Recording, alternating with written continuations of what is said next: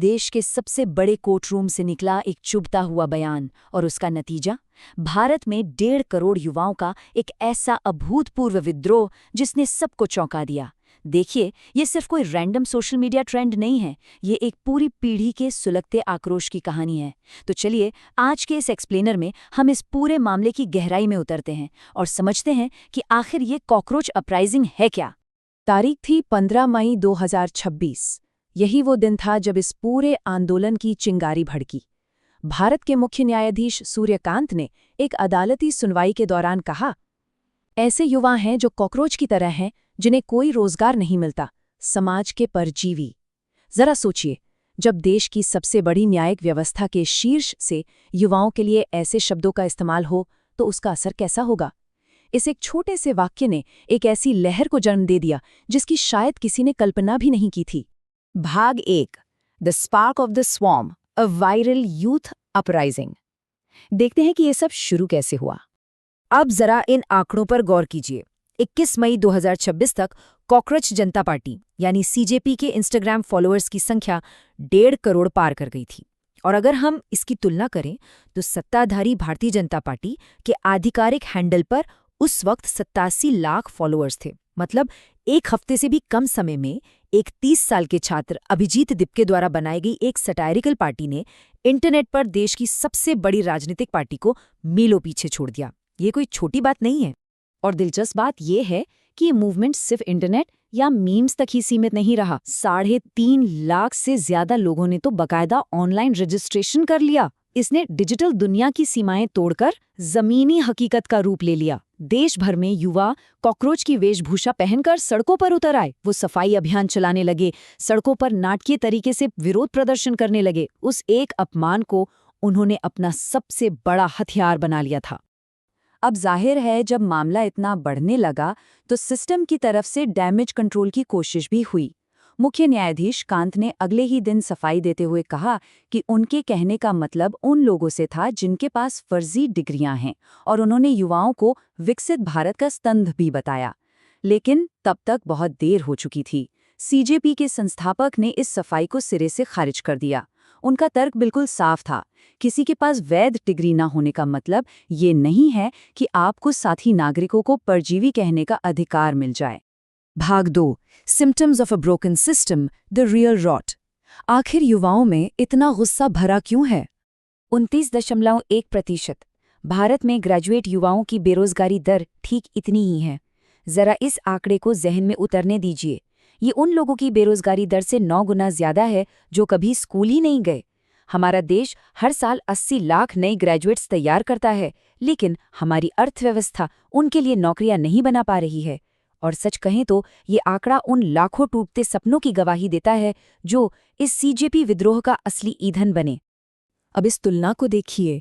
NEET paper leak और बढ़ती आर्थिक असमानता जैसी जो गहरी सिस्टेमिक समस्याएं हैं, उनका सीधा जवाब सीजेपी के इस व्यंग्य में छिपा था। विज्ञान कहता है ना कि कॉकरोच परमाणु हमले में भी सर्वाइव कर सकते हैं। बस ठीक इसी तरह युवाओं ने खुद को कॉकरोच मान लिया, जो इस सड़े हुए, भ्रष्ट और पेपर लीक वाले सिस्टम के बावजूद जैसे तैसे जिंदा रहने की कोशिश कर रहे हैं। उनका जो वायरल गाना आया ना, हाँ मैं हूँ कॉकरोच, वो छात्रों के उसी गहरे गुस्से और क्रोनी कैपिटलिज्म पर एक बहुत ही सधा हुआ प्रहार था। भाग 3, the cockroach manifesto, demanding accountability. तो अब ये मूवमेंट महज एक मीम नहीं रहा, ये एक प्रॉपर मैनिफेस्टो में बदल गया। इनकी 5 प्रमुख मांगे देखिए। पहला, रिटायर हो चुके मुख्य न्यायाधीशों के लिए कोई राज्यसभा सीट नहीं। दूसरा, वोट कटने पर चुनाव आयुक्त की गिरफ्तारी। तीसरा, महिलाओं को संसद में 50% आरक्षण।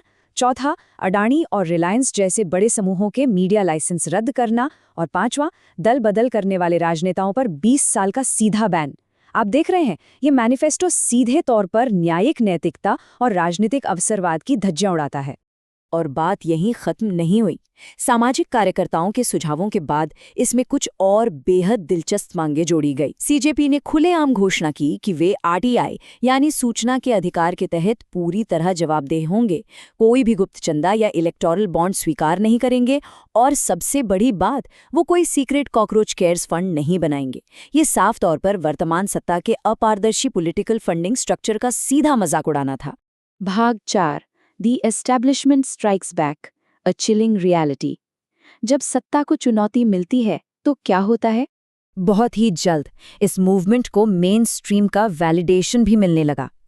तृणमूल कांग्रेस के सांसद अखिलेश यादव, प्रशांत भूषण जैसे सीनियर वकील और यहां तक कि बॉलीवुड की कई हस्तियां भी इसके समर्थन में उतर आईं। असल में मेन स्ट्रीम के नेताओं ने ये भांप लिया था कि आज के युवाओं और सत्ता के बीच एक बहुत गहरी खाई बन चुकी है और इस आंदोलन ने उसी राजनीतिक विभाजन को सबके सामने लाकर रख दिया था। लेकिन मामला सिर्फ सोशल मीडिया के समर्थन तक नहीं रुका। खबर आने लगी कि सीजेपी के समर्थक बिहार के बांकीपुर विधानसभा उपचुनाव में अपना उम्मीदवार उतारने की तैयारी कर रहे हैं। जरा सोचिए, पारंपरिक राजनीतिक दलों के लिए जो सिर्फ एक इंटरनेट जोक था, वो अब एक वास्तविक जमीनी चुनावी खतरे में बदलने का संकेत दे रहा था। ये उनके लिए एक बड़ा अलार्म था। हालात कितनी तेजी से बदले, जरा इस टाइमलाइन पर नजर डालिए। 15 मई को मुख्य न्यायाधीश की टिप्पणी आती है। 16 मई को सीजेपी बन जाती हैं। 21 मई की सुबह इंस्टाग्राम पर 1.5 करोड़ फॉलोअर्स के साथ सीजेपी रूलिंग पार्टी को पछाड़ देती है। और फिर 21 मई की ही शाम को भारत में सीजेपी के आधिकारिक एक्स अकाउंट को एक कानूनी मांग के तहत ब्लॉक कर दिया जाता है। एक विशाल वायरल जीत और फिर उस आवाज को कानूनी रूप से दबा दिया जाना, इसके बीच का ये कनेक्शन एकदम स्पष्ट और सच कहूं तो डराने वाला था। तो अंत में एक बेहद चुभता हुआ सवाल हमारे सामने आकर खड़ा हो जाता है। जब एक भुला दी गई पीढ़ी इस टूटे हुए सिस्टम में सर्वाइव करने के लिए खुद को व्यंग में कॉकरोच बुलाने लगती है, तो क्या होता है जब सत्ता सच में उन्हें कुचलने की कोशिश करती है? क्या इससे असंतोष की वो आवाज़ दब जाती है, या युवाओं का ये भारी अलगाव किसी नए और बड़े विस्फोट को जन्म देता है? ये एक ऐसी हकीकत है जो हमारे लोकतंत्र के भविष्य पर एक बहुत बड़ा प्रश्न चिन्ह लगाती है। आप खुद सोचिएगा इस बारे में।